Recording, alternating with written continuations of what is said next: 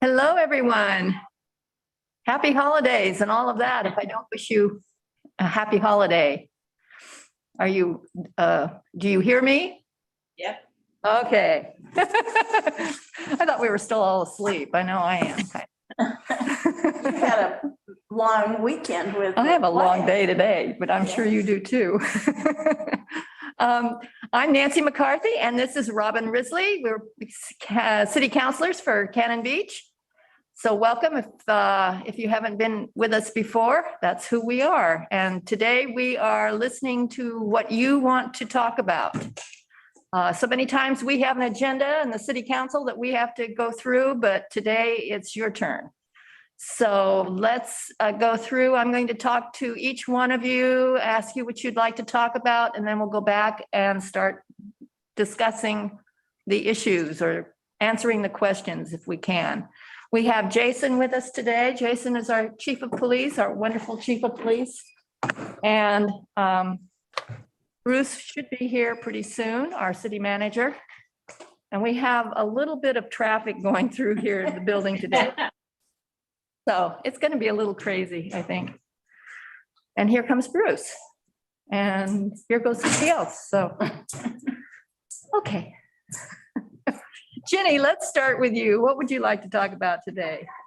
Well, I don't really have anything important in mind. I guess if we run out of topics, maybe talk about the transition. I feel like we have 3 of you city council that are either up for re-election and possibly timed out, and we have lots of boards and task force type things that are looking for new members and important issues coming up this year. And I'm wondering how that all works with big topics like the school and federal infrastructure money to spend, how that works with potentially 3 new members, but 2 for sure. Well, gee, you want to talk about the world at large, I think. Absolutely. All right. Deb, what would you like to talk about today? Well, I'm making my list and checking it twice. Anyway, I just want to ask about the Whale Park water thing, and if that pipe, anyway, I want to ask some questions about that. And then I wanted to get an update on the food tax and just kind of talk a little bit in general about that. And that's about it. All right. We're going to have a jam-packed hour here. Richard, what would you like to talk about? I will compensate for the busyness by having nothing to say whatsoever. Well, if you would need to say anything, you be sure and let us know. Thank you. Okay. And Dale? Well, nothing too pressing on my mind, really. I guess if there's anything that you know of that's coming up in Cannon Beach that might be of interest to us for this next year, since we're winding down 1 year, you could, fill us in if there's anything going on. The only other thing I'm thinking about is Ecola Park Road, or Ecola Park, whatever.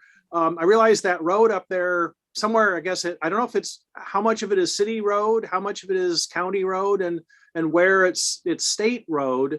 But it seems like it's quite a problem. Are there? And I don't know if you know the answer, but are there any kind of long-term solutions to solving this issue of it sliding?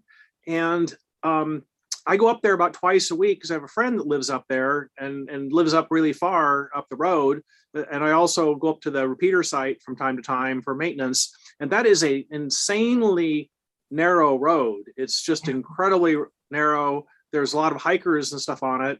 A month or so ago, I was up there and it was closed for just a little bit with a couple guys from the state park out there blocking traffic, trying to get some guy with a huge trailer turned around. He evidently didn't understand what the trailer is not recommended sign meant.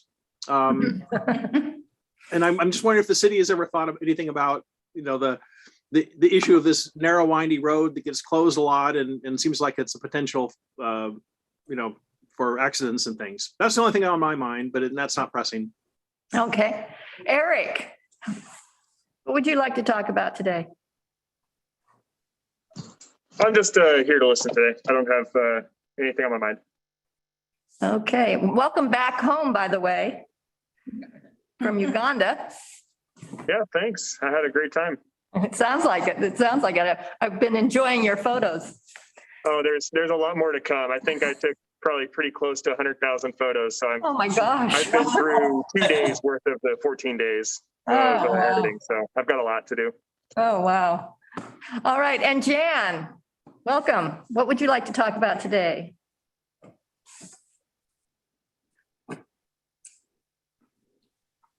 Hi, I'm just listening for the most part today.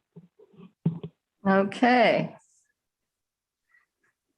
All right. Well, let's, and Bruce is here today, has come in. So we have Jason and Bruce in case you have any questions for the police chief or our city manager. So let's start with Ginny's a wide world view. You wanted to talk about the council and the transition?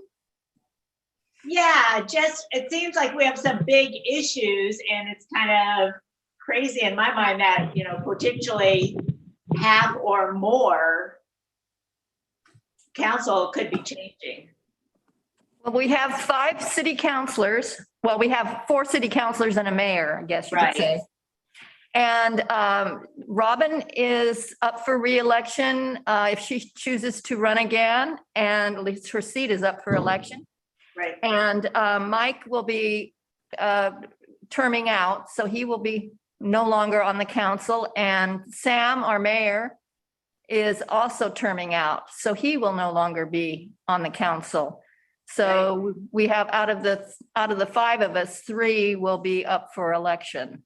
And I do know Barb Knopf is throwing her hat in the ring for mayor. So if you're talking about continuity, I think there would be, just because she's been on a lot of the committees and knows how things have been progressing.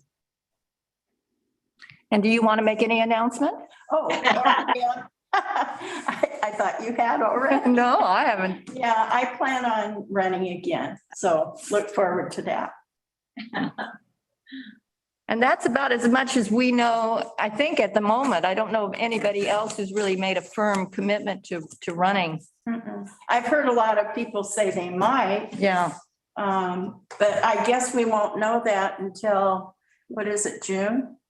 When I think the actual final announcement is August. August, okay. Yeah, they have to have their petitions and everything. Plenty of time to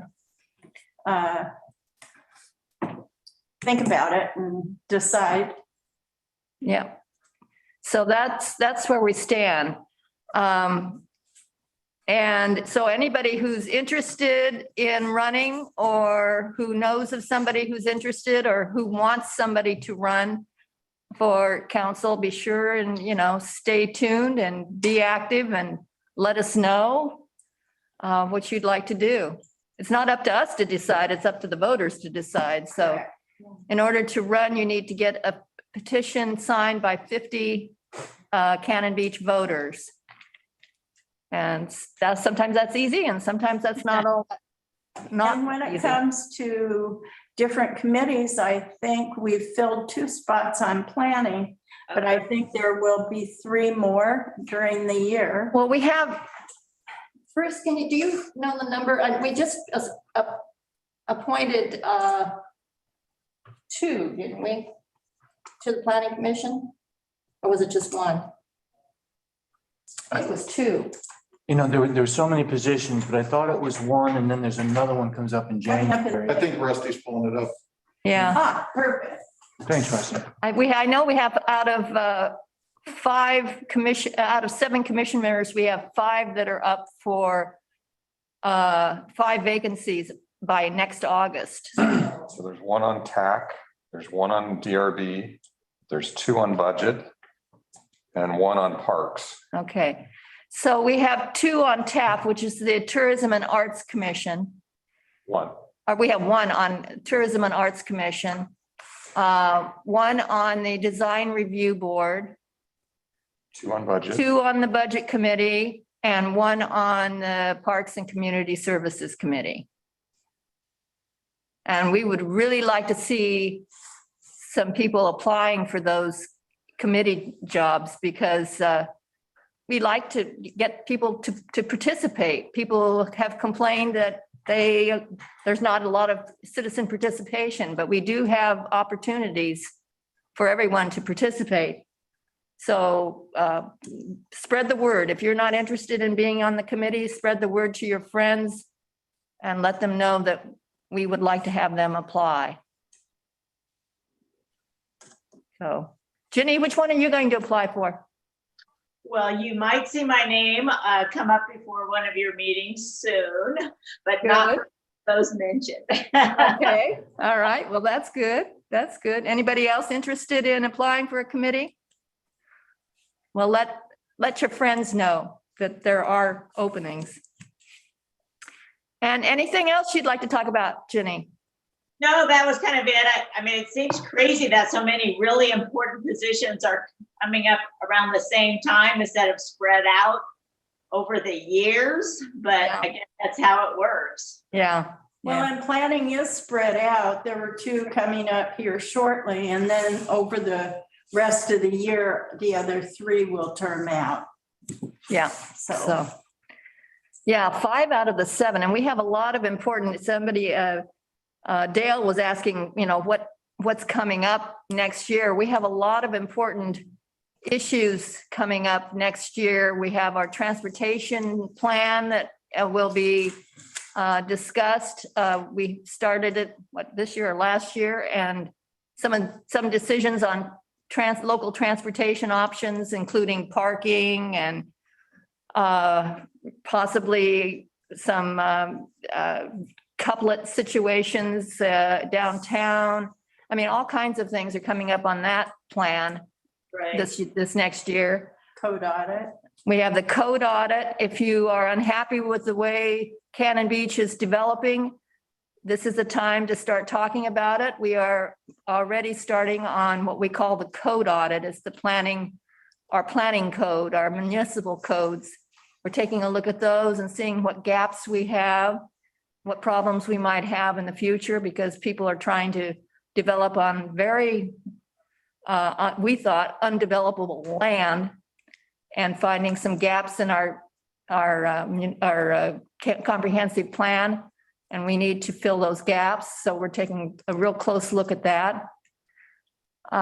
Boy, what else is going on? So much. Well, the restaurant tax is still to be determined. The food tax is being contested, so we will be getting a decision eventually from the from the Clatsop County Circuit Court on that.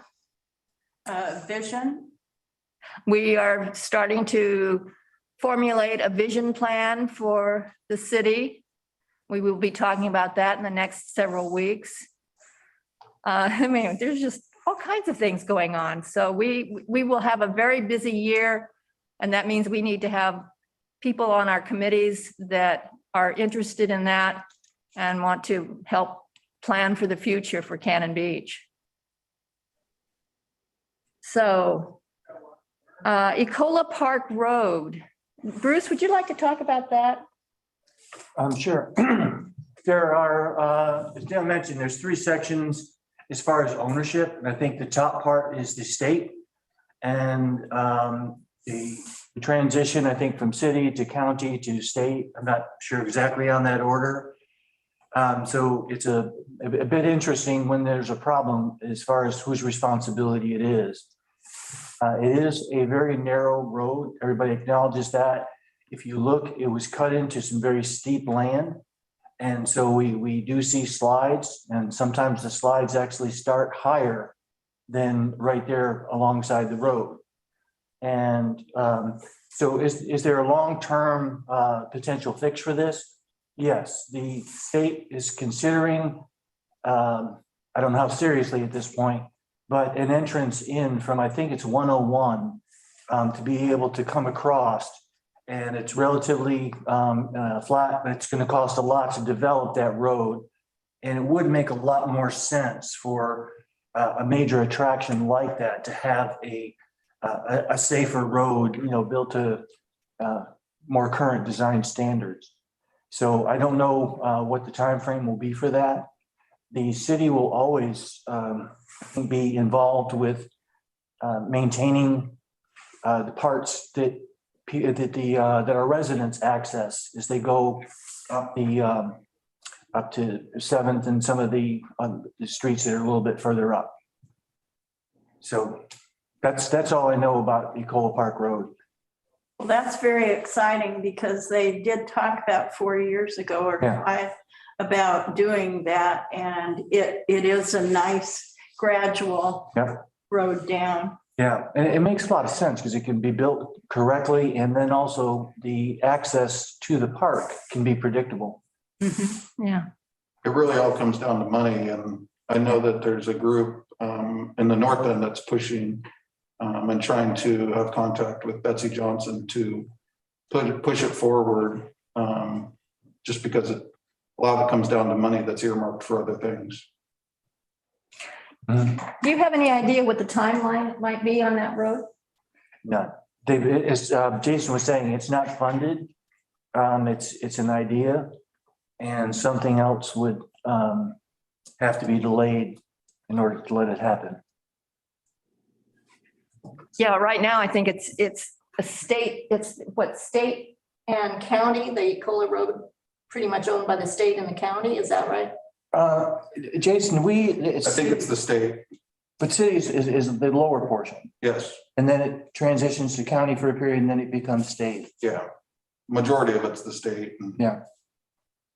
Yeah, I mean, talking to them recently, just because they have so many landslides and whatnot, they say they're constantly pumping money into fixing those slides. So they don't have any money towards the long-term fix. So there is no time frame. I think wasn't there some discussion at one time that the state wanted the city to take it over?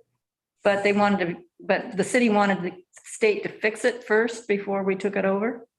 I don't ever know about that one. Maybe that was a different It's road. Tolovana I know. Park. Yeah, I know that. They had done that while I was on the commission, but no, there's never been any. Okay, must have been a different road or something else that I was Have you seen thinking. the movie Money Pit? Yeah. What's that? Have you seen the movie Money Pit? Yeah. That's about what it is We too. would have to think long and hard and probably some other factors in there before we would consider taking that road, I believe. Yeah, I don't think that's something that we really want to deal with. All right, Dale, did you have any other questions about Ecola Park Road or anything else? No, that was it. I just happened to be driving up there again yesterday, and I, just thought, wow, this thing is so narrow, and there were people. There was a guy out jogging and a family walking, and then other days I've seen this stream of cars, even when there's a big sign that says it's closed, and it's like people don't believe that. It's like, well, maybe it's not really closed, and so it was on my mind. That's it. Yeah, I really feel sorry for people who live up there. I know some people who live up there as well, and I don't know how they get around. I mean, when it's really bad weather or when the slide has occurred, there's really no way other way out of there. So it is a precarious road, that's for sure. Deb, what would you like to talk about? You wanted to talk about Whale Park, the water line break at Whale Park? Yeah, just what's going on with that? Okay, Bruce, you can answer that. Yeah, we had a major break over the weekend. It was in a large line, a lot of pressure. So there was a lot of damage to the road base and to the asphalt. And there was a lot of damage within Whale Park itself. There's when you have a water line, and you have water going this way, and all of a sudden it's going to go this way, there's like a device called a thrust block that kind of takes some of the load off of the joint. And we honestly, at this point, we don't know what happened. We were just we're going to get it fixed and get everybody back in the water. or to having water. And so today is the day that we're going to be trying to go ahead and determine the fix. But a lot of the stairs, I believe, and the floor of the arbor, whatever we want to call it, we had to access the thrust block and the pipes. So those were removed, and the asphalt was floating at one point. There was so much pressure underneath it, it actually raised it up. So there's going to be a lot of work that needs to be done in that area. It's going to be expensive to repair. I talked to somebody who said that the pipes in there were 30 years old. Is that correct? I have no idea. If they would have been replacements, if they're 30 years old, if they were original, they would have been older. Yeah. My understanding when I did the infrastructure research for the food tax is that some of those pot pipes are 50 to 70 years old and a lot of them are asbestos. I don't know if that one had asbestos in it, but that was a concern if there was. Who's out of water? I was curious. Nobody now. I told the council they should be very proud of the water and the whole public works team because they stayed all day until everybody had water. We were able to get water to the north end, probably a half hour, 45 minutes. Some of the businesses downtown took a little bit longer than that. And then there were just some isolated locations that took more time, but they stayed well into the night and they weren't going to leave until everybody had water. So I had spoken to Carol and Probst about this during the food tax, and are those pipes 50 to 70 year old and have asbestos in them? I don't know about the age of those pipes. Robin had said that she'd heard they were 30. If they were original, they have to be older than that. And we do I have. think they've been changed out. They may have, because they're large enough that it looked like they were trying to increase pressure in some locations. So those might have been changed. And it doesn't seem to be a pipe failure. It may have been the thrust block failed, which, should hold the pipes together. But if there was a failure in that, then the pipes would have come apart, and then you've got a lot of water, high pressure coming out and trying to find its way out, and it found its way out into Second and Hemlock. We do have pipes that are called asbestos concrete, and we're doing our best to replace those. The pipes that come down from the springs are asbestos concrete. If you don't have the issues with an asbestos concrete pipe as you would say with a friable asbestos in the building, and we do test for asbestos, in the water system, and have never had a hit. So, but we do want to replace them because they're so brittle. Right, I heard there's a big one going right down the middle of Hemlock. A great big pipe that needs to be replaced. I don't know. Yeah, that'd probably be a Karen question, but I haven't been able to talk to her, so I called Carolyn Probst, and that's what she said. Would she know? Yeah. Carolyn Probst she was on the. She was the chair of the Public Works Committee, so she knows her stuff. Yeah. Right, well, that's where I got all my information. Yeah. So, there's a big one going down Hemlock. That's another reason why, a food tax money, how we're going to pay for all this was really important. So I want to just talk about, from my assessment of things, you've got a half of the city who is wanting to progress and get things upgraded. Like if you had a house, you would do the upgrades so that you don't have these disasters happening. And then you have the other half that seems to be wanting to keep it the way it is and not progress, and in ways they want to keep it the same way it's always been. And I just want to be clear that when we're talking about progressiveness, we're not talking about development.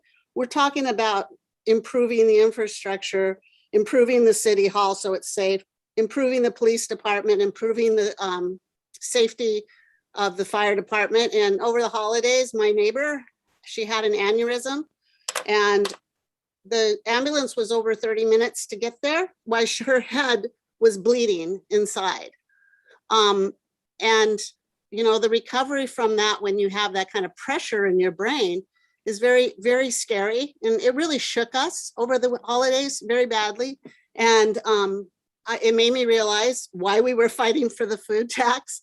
So, you know, everybody thinks that these things won't happen to them, but they do happen. That was the example, and it scared us. And you can't afford 30 minutes for an ambulance. It's why we need paramedics here. And so I think, I don't know what's going to teach people about that. I want to be cooperative about the food tax and try to work with people, but now we're in a place where a lawsuit has not been filed. It's been, a contest has been presented, but the lawsuit has not been filed. And so now we're in a kind of a holding state, I think, and for a delay state, just like the rest of the United States, we're playing that little game here. And I'm very discouraged by that. And I don't know where that's going to go next. Chris, Because can you kind of give us an update as much as you can? Yeah, as much as I pretend to know, yes. There is a time frame, like they say, all right, we're going to contest, and they put in some very vague references as to what they're contesting. I think there's a time frame that they have to actually file, and then there's a time frame after that the judge would respond. What's interesting in this case is that they're not, the case is not with the city. They're past the point that they can file for things related to the city.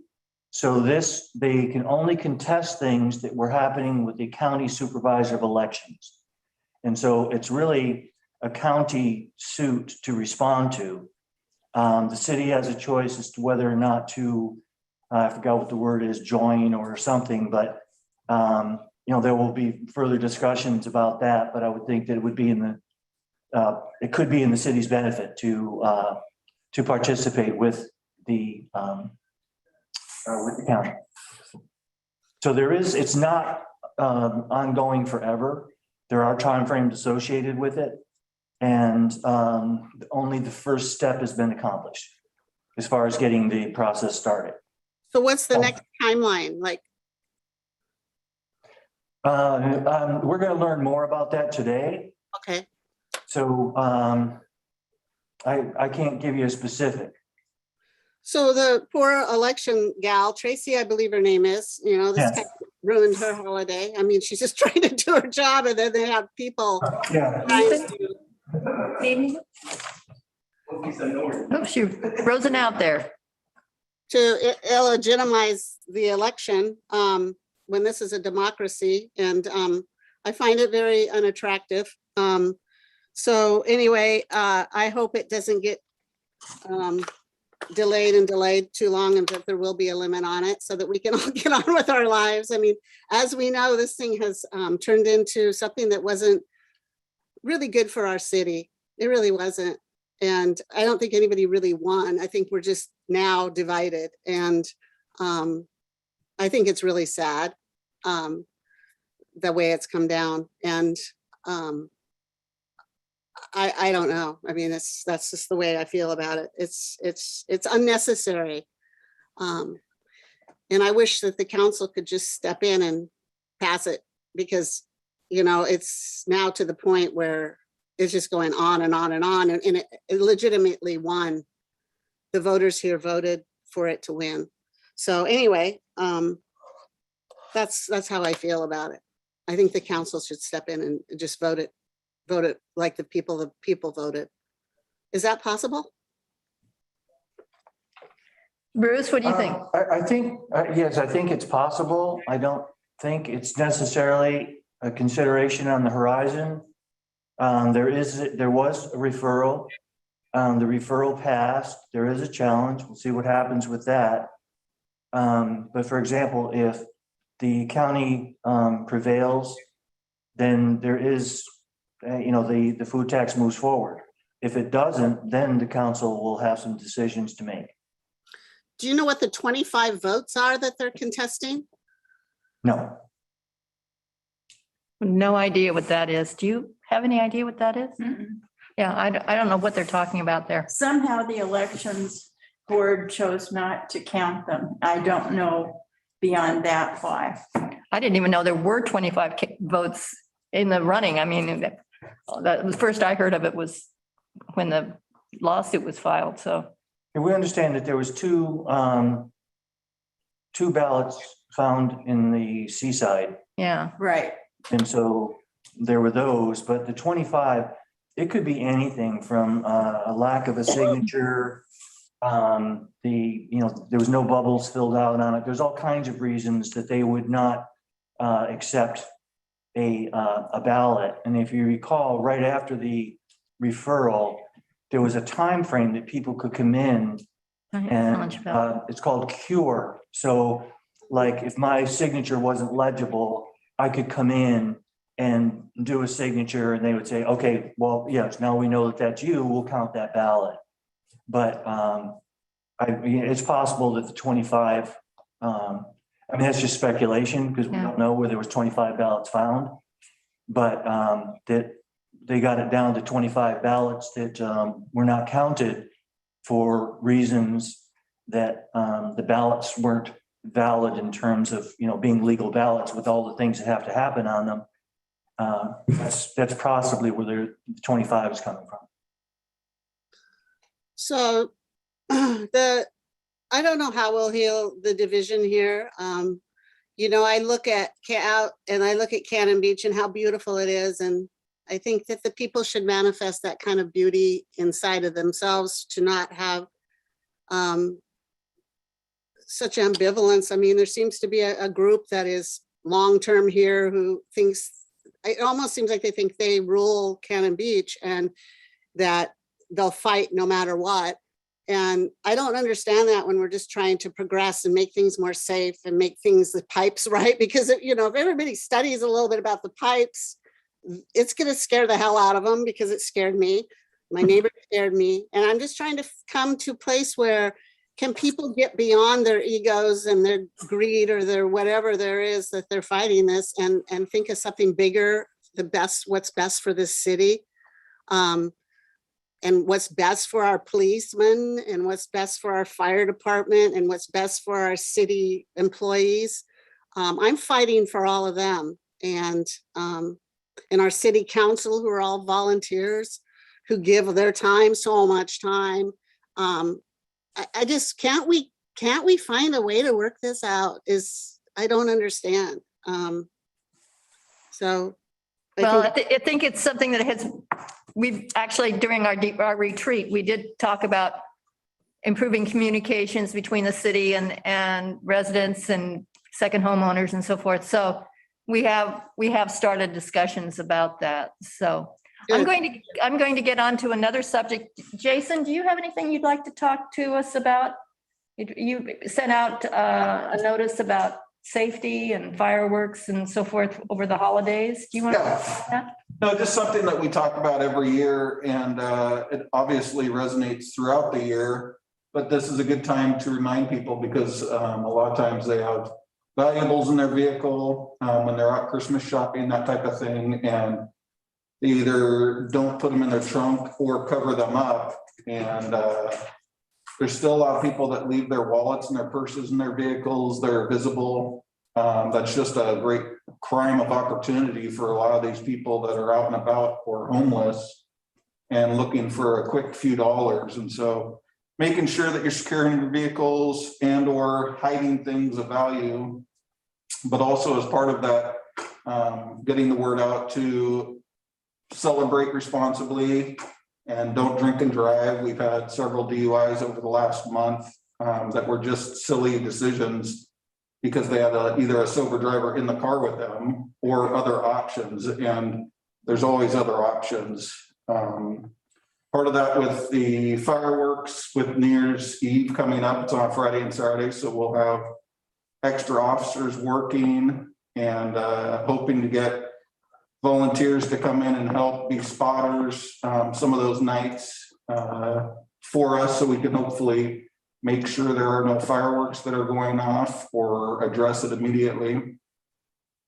And our coloring contest ends today. We have a lot of entries. They're all very cute. And so it will be hard to make some choices, but I'll leave it up to the officers to cast their votes. That'll be fun. Will we be able to see the results of that coloring Yeah. contest? Oh, Yeah. good. Okay, great. They'll be hard to choose. They all did a good job. And then finally, we're just putting out education on the elk, making sure that people keep their distance. And the biggest thing is when you're out walking your dog, keeping them away from the elk, because to the elk, they see dogs as wolves and they're just trying to protect their herd and themselves. But make sure that you're light and visible at nighttime, wearing reflective clothing and or have a flashlight with you so that cars can see you, but also animals can see you and you can see them. Yeah, we've had a couple, have we had a couple of attacks, elk attacks here? We did have a dog that got, that was off leash that got attacked. And then a few nights later, we had a lady that was walking her dog that also got attacked or. Well, those, and yeah, I'm reluctant to use the word attacked. Yeah. I think, there was a response from, an elk that felt threatened. And, but, we don't have like roving that are, out there just trying to go ahead and cause trouble. It was the elk had a reaction to the dogs. I did talk with state police, Fish and Wildlife, and they said that it's not anything different over the years. The sergeant I spoke to at our local Fish and Wildlife said that every so-called attack by an elk is a reaction from an animal or somebody that's getting too close to it. And they're just doing what wildlife does and protects themselves and their herds. These herds are so huge and they have every age in those groups. And one thing too that we're doing with the ones on the highway and even this morning up in the S-curves, we're putting down little flashing lights on the ground when they're in the area there, just to alert people that they're coming up. I'm trying to look at some different options, whether it's a sign that we can put up at both ends just to let people know they're there. We did have an accident over at the Sunset a couple of weeks ago. And so we've talked with ODOT and they're going to put some signs up there, just warning people. But unfortunately, as you guys know, they're everywhere, anywhere, anytime. And so it's hard. I mean, we've gotten a report today of the S-curves and I went up there and hadn't seen them and then they all came out of the bushes. And so Hey, Jason. educating people is the big thing. Were Yeah. both dogs off leash in both incidences? Yeah, Okay, yeah, I think that's important. Yeah. People need to keep their dogs on a leash. yeah, no, absolutely. Yeah, I think You that's. can't control them. And that's the other thing that, I talked about with Department of Fish and Wildlife is that they said you can control people to a degree, but you cannot control elk and educate them. So that's the important thing we're working on is education. They're somewhat hardwired. Yes, yes. Jason, can I ask you a question about the fireworks? I really appreciate you putting out that notice. And I spread it to, some of the Facebook pages, but Cannon Beach Facebook page does not let me post it there because I think anything that says fireworks, they don't put on. Do you post on Cannon Beach Facebook page? I do not. I And we wonder have, if it came from you, if it would go on there, because that's a lot of people. And that would be a good place for it to be. And I love Cannon Beach did, North Country did, Protect, of course, does. But if it comes from you, I think it's powerful. I can start doing the flyers again, but I kind of want to go by what you guide me to do. So I can start doing the flyer spread again, and but I don't want to overdo it because although it did work, I know some people didn't like that it was overdone, but it did work, right? It helps. Too. Yeah. and I'm not aware of any restriction we have about anything related to fireworks on the city's Facebook page. I'll look into it, but No, this was the Cannon Beach Cannon Beach Facebook page. It's It's one a- that's out to like 5,000 people. Yeah, it's a separate Okay, page. okay, all right. She's not Yeah, talking about maybe Cannon Beach. if Jason, if you could post on that one, maybe if it comes from you, they'll take it. Because it would be a good one to be on. I don't know who the moderator for that is. Kyle Jennings and Debbie Workman and Lisa Martinez. Okay, I'll get in touch with them. Great, that would be really good because they won't let me do it. Both Sharon and I tried. It didn't work. So, and would you like me to do anything else?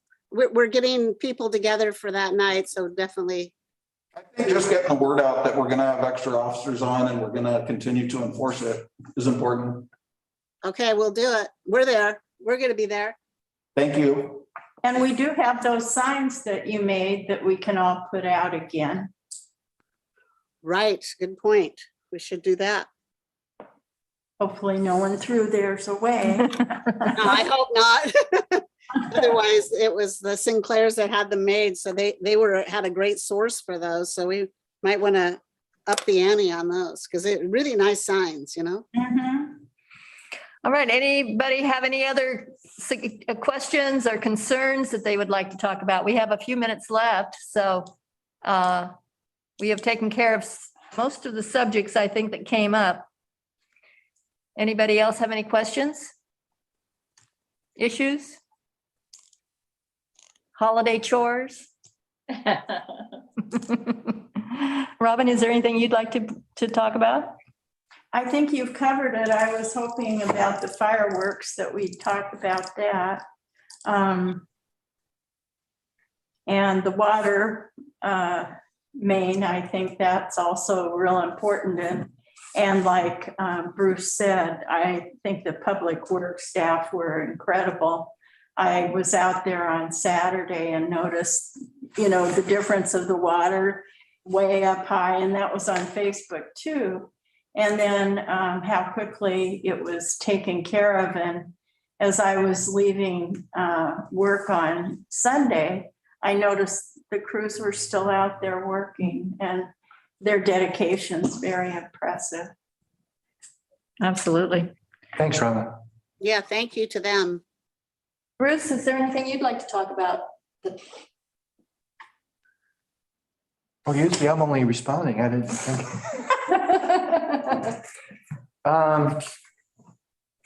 No, we got some, exciting things happening with Cannon Beach Elementary. We'll be putting out an RFP or a request for proposals for architects. And so we'll be starting that process.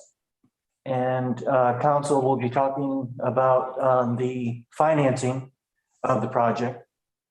Because, we don't have funds available to do it. So we will be in the mode of getting a loan in order to be able to go ahead and move forward with the project.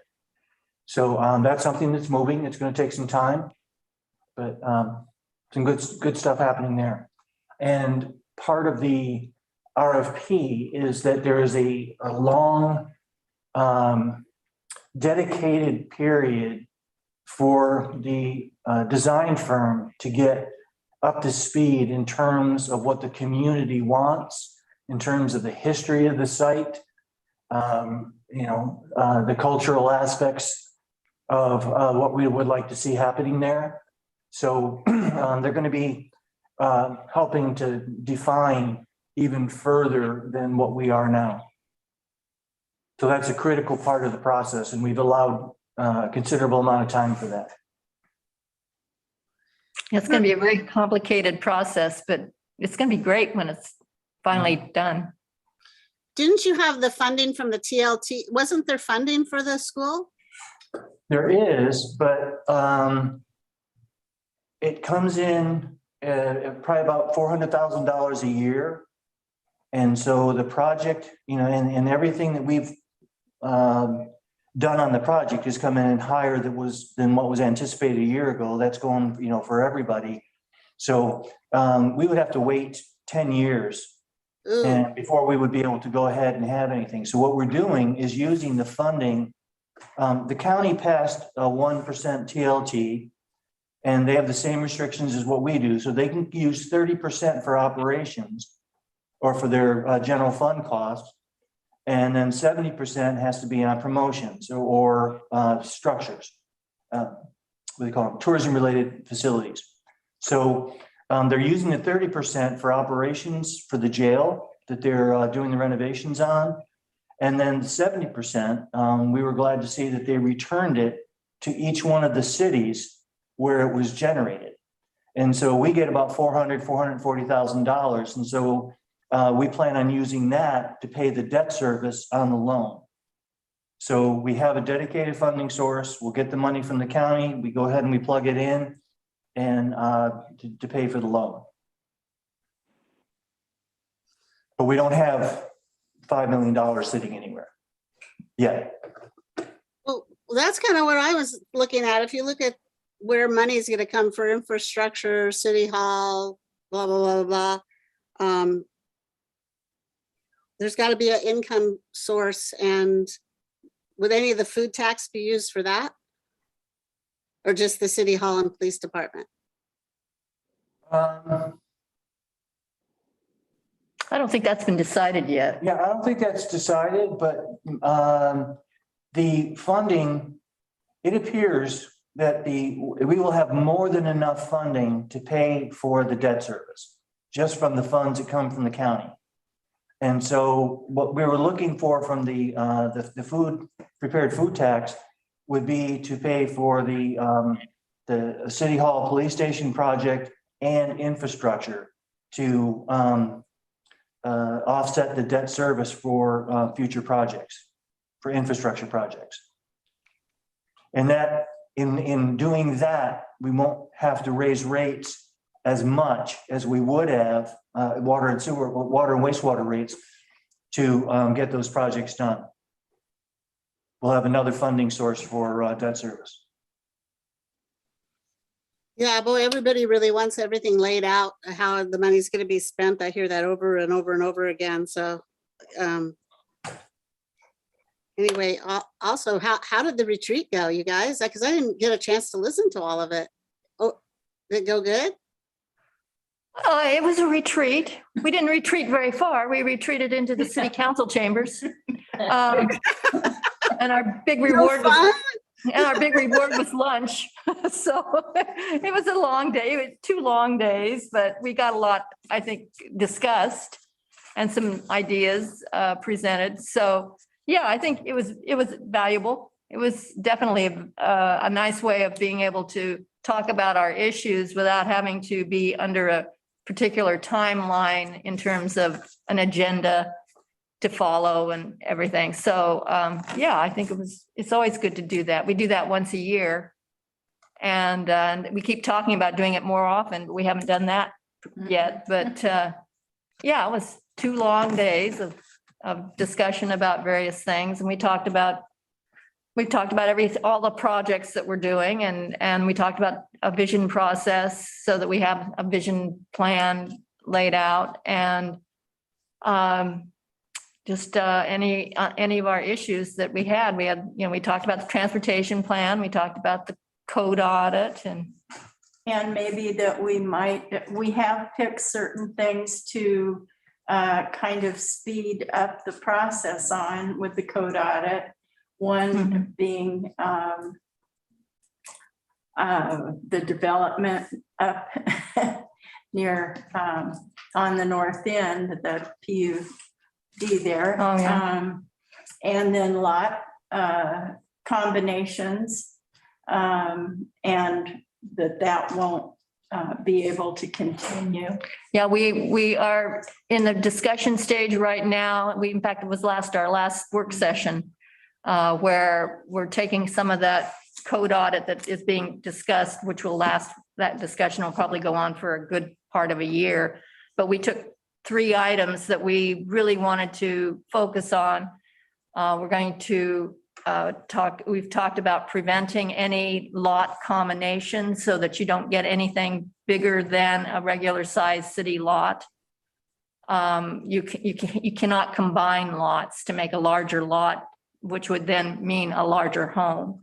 We also talked about limiting the size of homes on the on lots to 2,000 square feet plus 600 square feet for a garage or an accessory dwelling unit.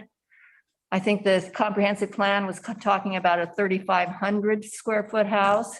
So we've scaled that back considerably to 2,000 square feet. And then we also, see, there was one other thing that we did. And we decided to prohibit planned unit developments, which is what Robin was talking about. We had a planned unit development on the north side that didn't go so well. So we are going to discontinue the ability for people to develop planned unit developments.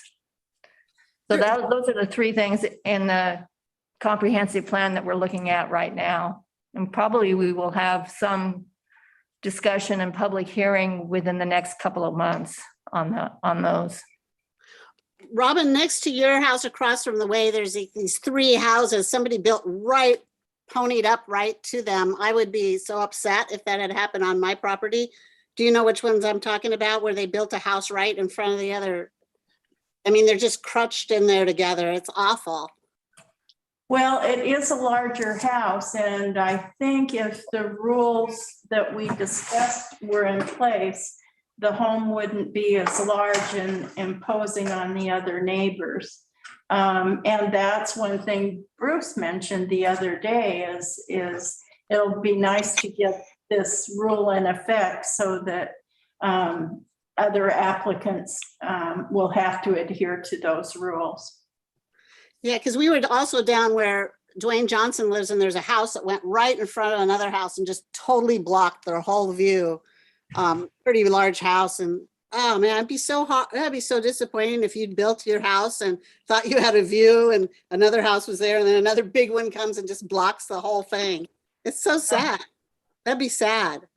Well, in the Ramsey's old house, the basketball coach, that lot was combined, and a huge house was built there too, on Pacific. And I just agree with you. I think that we should restore the cottage look as much as we can. And I think the limitation of the square footage of a house will allow people to be more creative with the space they have on a 50 by 100 lot. Might be able to even honor trees being there and working with the trees. That's my hope. You can't stop somebody from blocking somebody else's view that's been there a long time, right?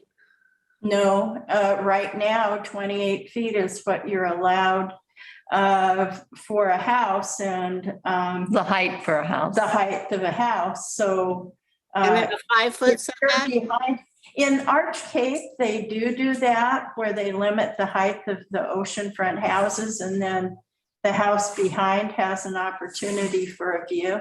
But we haven't done that here. It has been suggested by the Planning Commission, but I think it kind of took a back seat to the other three things that were of a higher importance right now. Yeah. Yeah, On another, go ahead, Deb. It's a 5 foot setback from the other house, or what is the between houses? It's 15 feet from the street, 5 feet on both sides, and then I think it's 15 on the backside Is it too. 15 or 20?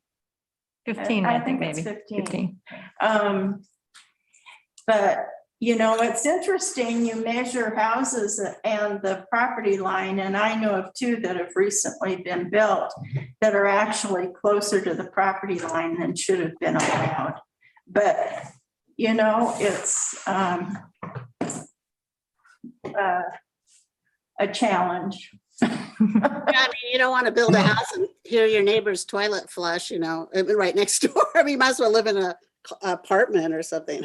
Oh, and there's always the fire hazard. That's really Can I what get in between?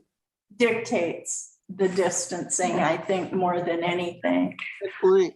On one, to change the subject just a little bit, we did get notification that the Oregon Court of Appeals approved, upheld our decision, the city council's decision on the oceanfront setback line.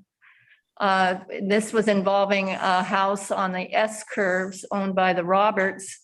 They wanted to build a house that would have intruded upon the oceanfront setback line, and the Court of Appeals said no, that is a set line. It is in our plan, and it stands.